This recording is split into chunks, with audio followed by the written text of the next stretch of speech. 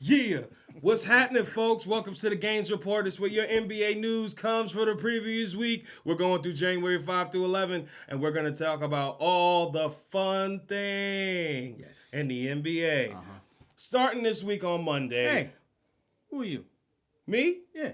Who am I? Yeah, who are you? Who am I? Who are you? I'm the Jarius. Uh-huh.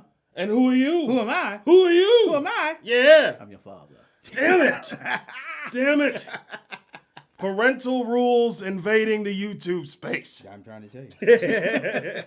Man, this week in the NBA was crazy. It was opening. It was electrifying, in the words of Dwayne Johnson. And it happened to be amazing. Starting off on Monday, the 5th, the Suns versus the Thunder, where the Suns seal a dramatic comeback. They stole it, too. Yeah, they stole it. Something like that. I don't know. The Phoenix Suns, it felt like it was slipping away in the beginning, but I want to say Oklahoma came out firing. Midway through the second quarter, 18-point lead. Looked like Phoenix was going to lose to the Thunder again. But However, they had a weapon in the win. It started out quietly, a defensive stop here, loose roll rebound there, corner three over there, and then suddenly the arena woke up. Phoenix chipped away, possession by possession, and then all of a sudden, Jordan Goodman came out, dying, straight shooting through 8 3-pointers. 8. Ocho. And we ain't talking Ocho Cinco. Okay, he dropped 8 3-pointers, each one louder than the last. And then by the fourth quarter, It was a street fight. Straight up street fight. it was a blowout that turned into the street. I'm talking about you would have never assumed Phoenix was coming back. And then, Devin Booker, the heartbeat to the Suns. He comes out of nowhere, take over down the stretch. He attacks, switches, draws the help from the defenders, forcing the Thunder to collapse. Then out of nowhere, when they open up the shooters and lanes, bang! A cold-blooded 3-point buzzer beater. Yep. 108-105. Phoenix went into a frenzy, and OKC was handed a crushing loss that was to the wire. Basically, they led the entire game until the end. Literally. I want to say Booker ended with 24 points, but this game belonged just as much to Jordan Goodwin. I mean, he dropped 26 points in a flurry of long-range shots that completely flipped the momentum. Phoenix was controlling the glass, and they won the rebound battle. Oh, they killed them. 49-29. They killed them on the boards, which shouldn't happen to a OKC team with Hartenstein and what's his name? Holmgren. In Holmgren, 7 feet. People getting rebounds over you, Mr. 7-footer. Put your feet right. Oh, he's 7'4". No, 3. Yeah. Yeah, he's 7'3". He's Shaq height? No, he's taller than Shaq, but he's about this big. Anyway.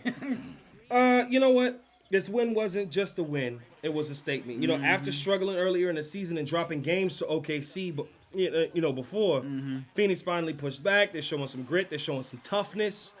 Late game execution that playoff teams are built on, which shows me that we might be seeing the Western Conference look a little bit more entertaining. Western. You know what I'm saying? Than Midwestern. Well, put it to this way. Over the past, I want to say 2.5 weeks, OKC them fell back. They started the season off. They were like 24, undefeated. 24, 25-1. But I believe they've lost that was their 5th loss in their last 7 games. Yeah. Yeah, they're not, the dominant team I think we thought they were. They're kind of falling off a little bit, But we'll see. We'll see. Yeah. Moving on to New York. The Pistons. In Detroit. You don't want to talk about it? In Detroit. This was in Detroit. You don't want to talk about it? Yeah, we can talk about it. The Pistons showed up at home. And showed out. They said, hey, Knicks, welcome to Detroit. Ask your mama. And they did. And their mama said Detroit is a mother. Because they dropped 121 to the Knicks' 90. And I mean, while Phoenix thrilled the desert over there, in the hot sun. Detroit delivered a message to Motown. I'm talking about from the opening tip, the Pistons players were going crazy. Ripping through the Knicks with pace, spacing, and physicality. The ball zipped around the perimeter like Curry was in multiples. I'm talking about cutters was slicing to the lane like they were going for Lob City P 2.0. And then Detroit, they young. They're a bunch of bad boy kids, a bunch of juvie rejects that made it to the NBA, and they are ready to show you that they are going to make it to the finals. Bad boy 2.0. Come on. Then I gotta say it. We've been acting like this dude for the past 5 years. I mean, 2018 showed up and was a prospect to being a highlight star. His name been quiet for a few years, but Cunningham, Well, Mr. K. Actually, he was the number 1 draft pick. Once 5 years again, ago, he was yeah, number 5 1 years pick. ago. Yeah, 5 pick, yeah. 5 years ago. Yeah, but Detroit was Detroit. You know what I'm saying? Hey, look, Kenyon Martin was the number 1 pick. Yeah. Anyway. Anyway. And then we love Kenyon. To a degree. To a degree. Anyway. K orchestrated the offense like a seasoned veteran. Dude. Okay, threading passes through traffic, pulling up from deep, and attacking mismatches. He ate Brunson up. And let me clarify something real quick. Born, bred, and raised in New York City. The Bronx. Okay, so when you cut us, we bleed Nick. We bleed New York. You ever seen a bodega fall out of an artery? Yeah. Yeah. So it was bad. It was bad. Surgical position. I'm talking about 30 points and 13 assists. Come on, Jalen. You bum. You chunky bastard. Sick of your mess. Sick of it. All day in Elmswell, it was ended by a final buzzer. 121-90. Wire, it was not a wire game. The wire fell off. It was through the wire. Ask Kanye and Shaka Khan about that. Detroit looked fast. They looked hungry. They looked confident. And the Knicks left the floor searching for solutions. Yeah, because that was their 4th straight loss. Okay. Oh man, Now moving right along. The Celtics. The Celtics who lost Jason Tatum to his torn ACL and traded Kristaps Porzingis and got rid of Jules Holiday and basically was told by everybody was in a rebuilding year. They continue to impress. Okay, they have the 2nd best record in the East, and Jaylen Brown is saying, guess what? Y'all need to recognize as they cruise past the Bulls, all right, up there in Boston, knocking them out 115 to 101. Now, Chicago came in hoping to steal a road win, but Anthony Simons came off the bench because he had different ideas. Tell him about it. Yo, first off, can we talk about the increase of this off the bench player? Like this player stat where you're coming off the bench and you have to make a statement that the starters are not the only players on this team. I know that sounds obvious that there are people on the bench, but when is it going to be a game where somebody worried about that bench team coming off the bench? I get it. Not every team's going to be a super team. Not every team's going to be the Heatles. Not everybody's going to be the Warriors in 2016. But there's some people in some locker room situations and some bench situations. You're purposefully not dropping 30 and you could. I get it. You're not the point of focus. I get it. They aren't giving you the ball and you're not going to be the number 1 option. But guess what? You get time on that court. Do your best to drop 50 and I guarantee you'll get 25. That's all I'm saying, with a couple of minutes that you might have. But Simmons, he went in there and caught fire and never cooled off. No. I'm talking about whether it was a quick pull-up 3, whether it was a catch-and-shoot bomb out of a quick kick-out, whether it was a deep dagger in transition. And telling you this, them people in Boston got dimes. He torched the Bulls from every angle. 7. So, we got Goodwin over there in Phoenix dropping 8. Then we come over to Boston, and Simmons, whatever his last name, he's dropping 3. And then he got 7 on him. And then he hit the 27 points. And please, let us point out, in both occasions, these are bench players. Off the bench. 30 off the bench is becoming the new title of the best players catching attention. Six man. Yeah. Which, in all fairness and no disrespect to him, probably would have been where Jaylen Brown was at. A great 6th man. But unfortunately, their number one option is out, and he's the number two, who's now the number one, and he's showing you if you give them opportunity, they will play. I want to say Boston's ball movement and space creation was. They was creating open looks all night. Simon's got it rolling. The Bulls were forced to scramble. Lanes was opening up for cutters and shooters across the floor. The Celtics never trailed in the second half. Never did. Calmly building their lead and closing out with 115 to 101. That win was way too comfortable for what the Bulls have presented this year. This is true. So, in all fairness, this was Boston at its best, disciplined, deep, and dangerous. For real.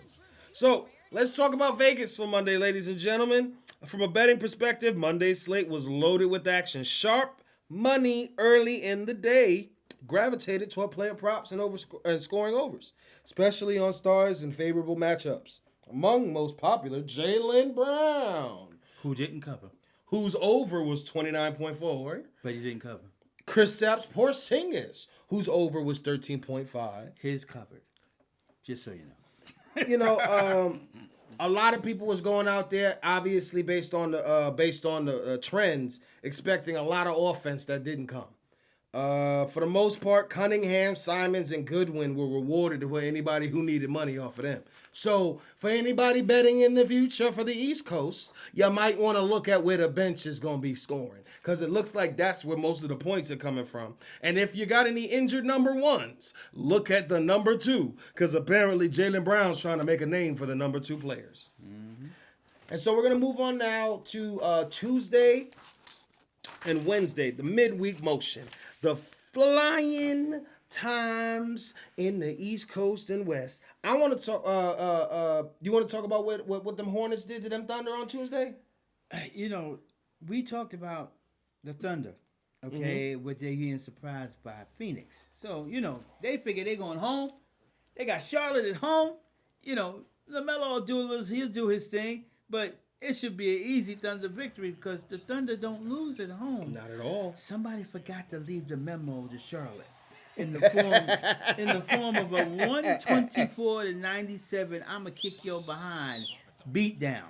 Okay, this was supposed to be a home court advantage, and it turned into a nightmare. The Hornets walked into Paycon Center with confidence, having delivered one of the most convincing road wins this past week. I mean, from the opening tip, they was fast, loose, fearless. They attacked OKC's defense rotations, spaced the floor, okay, and punished every possession without hesitation. None. The ball popped from side to side. And when the Thunder tried to close, Charlotte made them pay. Brandon Miller in particular, he was everywhere. That young boy dropped 28 on him, okay? Mincing move pull-ups and aggressive drives to the rim. Every time OKC tried to spark a run, he shut him down. Just shut him down. Tell him about it. You got to tell him about that other boy, though. Oh, you mean Knuppel? Knupp. Yeah, 23 Knupps, if I'm being correct, with a lethal secondary punch. I'm talking about the third pick of this past draft, the Dookie.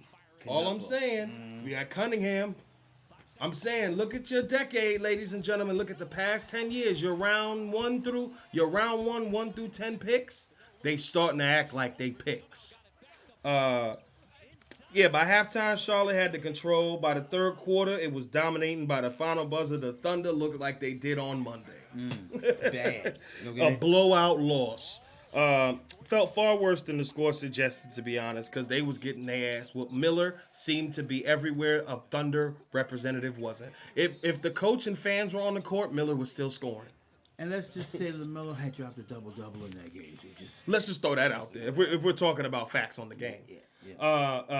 But that wasn't all that happened at midweek Tuesday and Wednesday, because the Trailblazers beat the dirt out of the Utah Jazz. I mean, Portland put on a show like no other. I want to say that the Utah Jazz had no answer for Denny. Denny played the game like it was a personal showcase. How much he scored though? 33 points, and he was flirting with a triple double the entire way.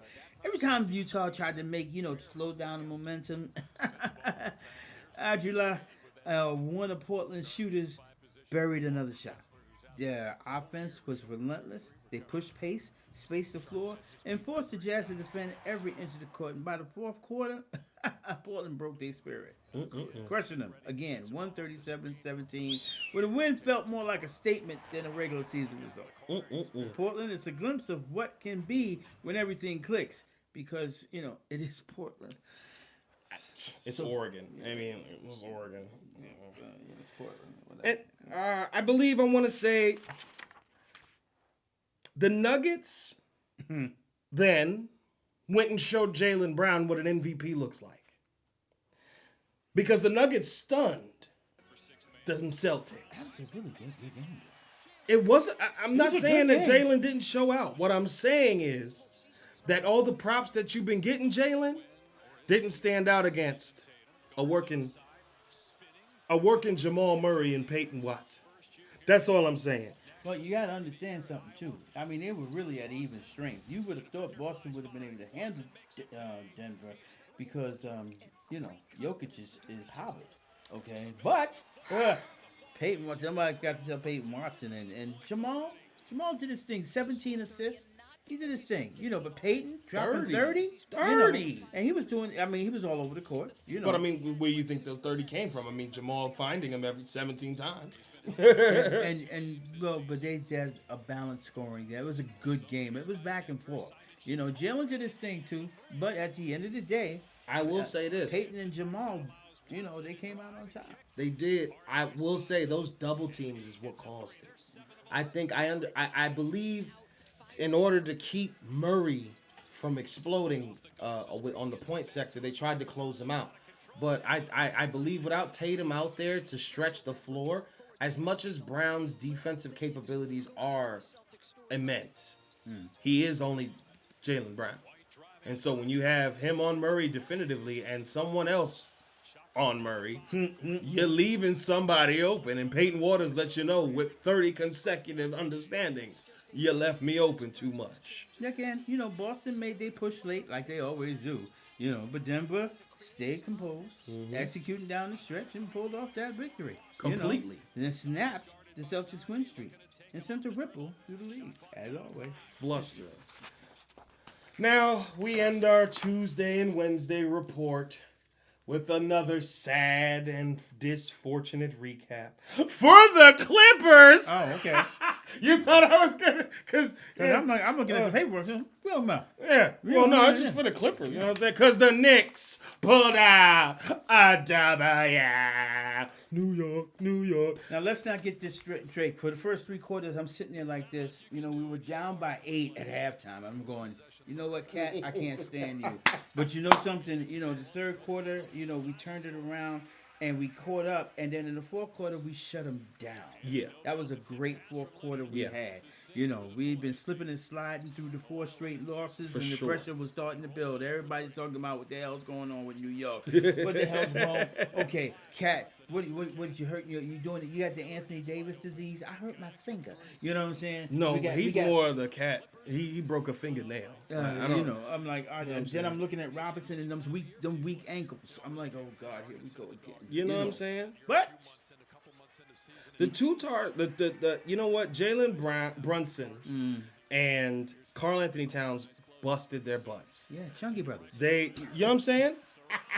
I think we need to get Zion over here. We'll have a whole fat conglomerate. I'm serious. And there's enough women, Zion. Anyway, New York pulled away in that fourth quarter to steal that 123-111. Clippers are doing. The Clippers are a dangerous team this year. So for the Knicks to pull off this victory to me was a big shot, especially since they're not going to be seeing the Clippers a lot. That was the one thing, because the Clippers came into the Garden winners of 3 out their last 4. 3 out their last 4. And not just regular wins. They were doing their thing. Harden and the boys was having fun. So and then Kawhi. Kawhi was averaging over 35 points over the last 5 games. Killing. So it was like, there was some problems going on coming into the Garden, but the Knicks sufficed and they persevered. So, it was a good win. It was a good win. Fourth quarter, they shut them down. And for our closing remarks for the weekend start, we're going to kick it off with Friday. So Friday, Timberwolves got their happy butts kicked through a wall in Cleveland. I believe, was it in Cleveland? I think it was. Yeah. Oh, man. 146-134. Let's talk about this real quick. What is this issue with Garland and Mitchell? They're too small. So what do you think this persistence of going after the smaller guards is? What do you think it's going to take for the Cleveland Cavaliers to take? I mean, because look, the Cavs attacked Minnesota with waves of scoring. They were coming at them from the perimeter, the mid-range, and the rim. Donovan was in full alpha mode. He's carving up defenders off the dribble. He's pulling up from deep. He's drawing a help defender so that he can create open looks.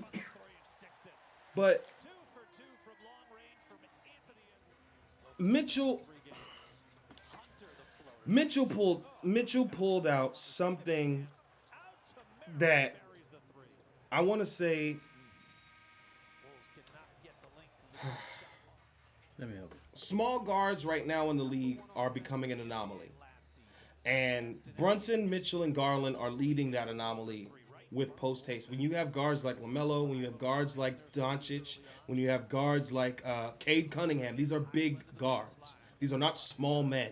These are not babies that you can push aside. They are, and then whenever you got somebody like Kawhi and KD that can take the point role and run the game, now you got KD's big behind, running down the court like damn Slender Man, making Michael Jordan plays, scaring the hell out of the kids. We need to help people understand, yes, the small ball game is going away, but the small ball game is not disappearing. And they are just as aggressive as what Derrick Rose could have been, bar a knee. Anyway, let's talk about them Warriors. Let's talk about them. What they do. They caught fire, okay? Signature rhythm like they can order kid. The ball was moving, the shooters was loose, and Golden State heats up. Doesn't take long for a small lead to turn into an avalanche. Splash this, splash that. Fast breaks, crowd silencing runs defined their performance as they soared past their opponent in a statement win that sent ripples through the Western Conference. But you need to talk about the Bucks and the Lakers because that was a game. And the way LeBron and Giannis hugged it out at the end of the game. It was poetic to watch these two Warriors go head to head. The old man had something for Milwaukee. He had something good for him, and he did his thing as the Lakers edged the Bucks. But the way these two hugged, isn't that maybe a preview that maybe Giannis is going to the Lakers? I don't know. I mean, with that victory over the Lakers, he really put himself in a position to show that they do need some help over there. I mean, think about it. Doncic did his thing. He had 30-plus points. LeBron had close to 30. If we could say this, ladies and gentlemen, LeBron James is 105, okay? He's 41. He's 167, and he needs to retire, and he needs to go home. I understand that you love LeBron, and you believe that King LeBron should be here, but let me put it to you in a formal fashion, okay? Giannis beat your king because he's an old fart. You remember when Iverson crossed up Jordan? You know why that happened? Because he was old. You know why he got whooped on the Wizards but still scored 40? Because he was old. It's time to give up the shoes and go sit at home and teach Bronny how to play basketball in the NBA because he doesn't know how. First of all, why does Bryce look better than Bronny? What are you talking about? No, no. Bryce has always looked better than Bronny, and he's always going to do better than Bronny, in my opinion. They look better.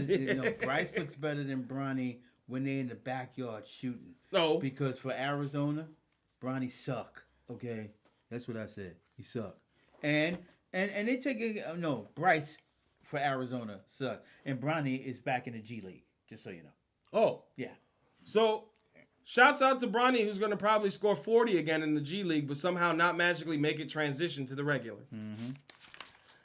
Anywho, on the Saturday, once again, we are back visiting with Charlotte, where they whooped them Utah doo-ba-da-ba-da-ba-doo-doo-doo-doo Jazz. They scattered all over their asses. I just want to point that out. Now, again, this wasn't just a game because we done already talked about Charlotte all week. All week. Okay? So, I mean, when you talk about the Jazz, but this wasn't, this was bad.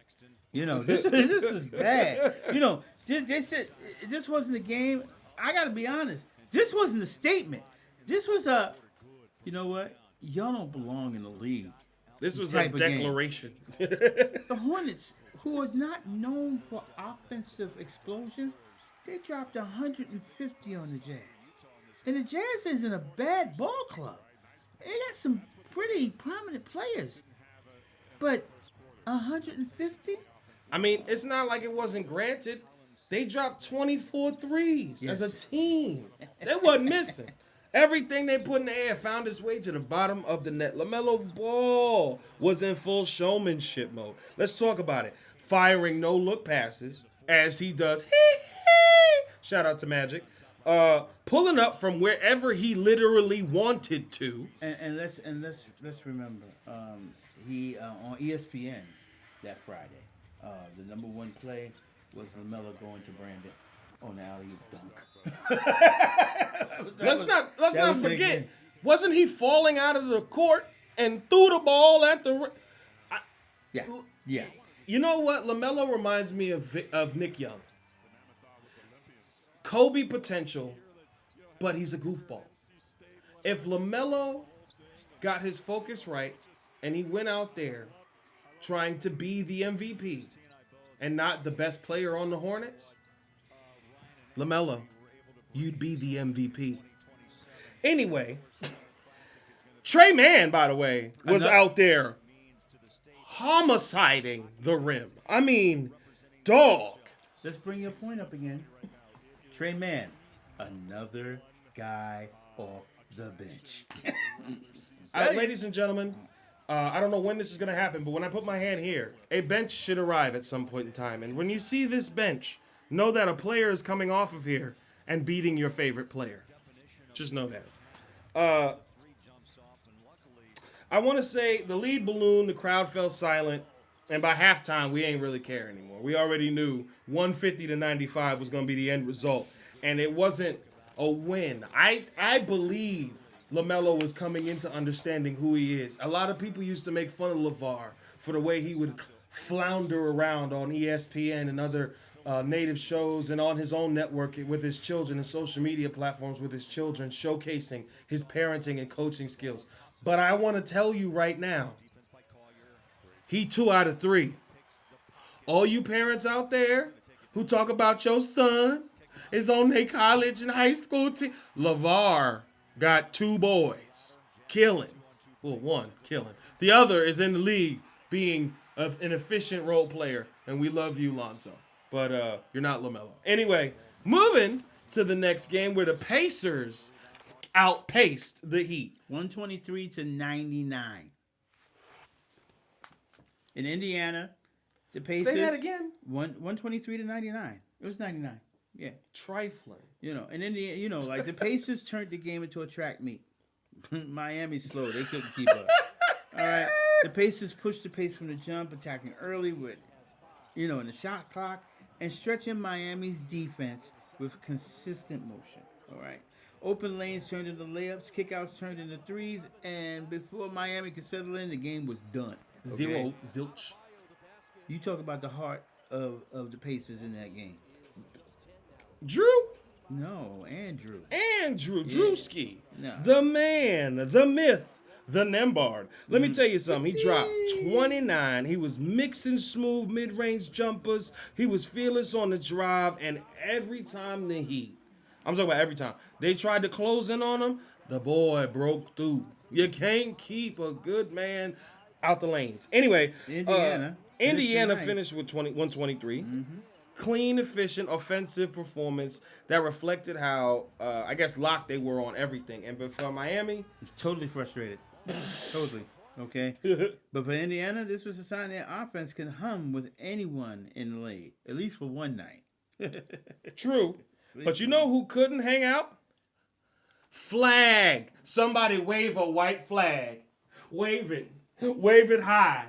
Because them Bulls took a crap on them Mavericks, dropping 125 on their 107. I'm talking about the Bulls took advantage of a wounded baby. That's what it was out there. I'm talking about. Dallas came in injured, man. The rotation, inconsistency, and basically Chicago said, we got them. Let's take them out. They in our house. Let's beat their behind. And this wasn't a one-man show. It was a team demolition. We're talking about Kobe. Go ahead. And they yo. I'm just saying, look. Kobe is, listen, and we could all make the jokes about prospective Stephen A. future hairlines, but Kobe is definitively standing out and being an efficient guard in the league. And I want to say, Dosunmu, hey man, when y'all look for Dosunmu, don't look at the perimeter, don't look at the mid-range. Remember your hand. Remember your hand. Right there. Yeah. Where's he coming from? The bench. The bench. Ladies and gentlemen. Off the bench. And where's he going? Not to the perimeter. Not to the mid-range. Straight to the lane. Bottom of the net from the top of the rim. When you look for him, check the frequent flyer miles. Because you might see A.O. got more than you. Because he was killing it over there in Dallas. I'm talking about if they couldn't have done anything better, he was dunking. Yep. I want to say that the Mavs were lacking rhythm. They did not have any coherence. They didn't have any drive about them. They didn't have any push. And so I wasn't seeing them pulling out of this. So sadly, for the flag fans, wave your flags because the Bulls have come into town. And you better be glad Jordan's retired and Derrick Rose's knee fell off. Anyway, the Clippers escaped the Pistons. Can we talk about that escape? Because while the Clippers did do that, there was another kill in the win, which was the Spurs and the Celtics. Now, Kawhi, I'll let him know about Kawhi because I want you to talk about the Spurs and Celtics. Okay. Kawhi methodically broke down Detroit's defense. He was hitting jumpers. He's bullying y'all. The robot was killing y'all. Let me tell you something. Cyborg Leonard, Android Kawhi was killing, dude. Going to the paint, slowing down the pace. The Clippers tried to come back, and while they did mount what was a great comeback, they didn't have to. Kawhi was out there killing them by himself. So I just want to say, y'all got to keep an eye out for them. But what was going on in San Antonio, man? They were hanging out in Boston, all right? And they refused to play the role of an underdog. They stayed close all night, and they turned up the pressure late, and it was a good old three-pointer by who? Wemby, basically, who hit the game-defining three-pointer toward the end to give them a 195 victory over the Celtics. It was a good game. I mean, it had a playoff feel to it. It was sorry that either team had to lose, but San Antonio made the plays they needed to make down the stretch to pull out a victory. I can't agree with you more. However, this week the player of the week, Tyrese Maxey over there on the 76ers. You're good. You stay right there. Okay. Tyrese Maxey was on the 76ers. Sorry. He pulled out, I want to say, he was averaging 34. He's averaging 35 on 61%. Dog, keep doing what you're doing. You're killing it right now. 53% from 3. 53 from 3 and 61 in general? Come on now. Yeah. And we still talking about Jaylen Brown? Okay. 8.7 on assists, 6.7 on rebound. We're going to forget Tyrese Maxey is pint size. Come on now. He's a small guard. He should not be out here killing like this. And I'm gonna tell you something.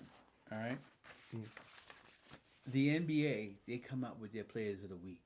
All right. And this week, the players of the week for the NBA was our boy Jalen Brunson.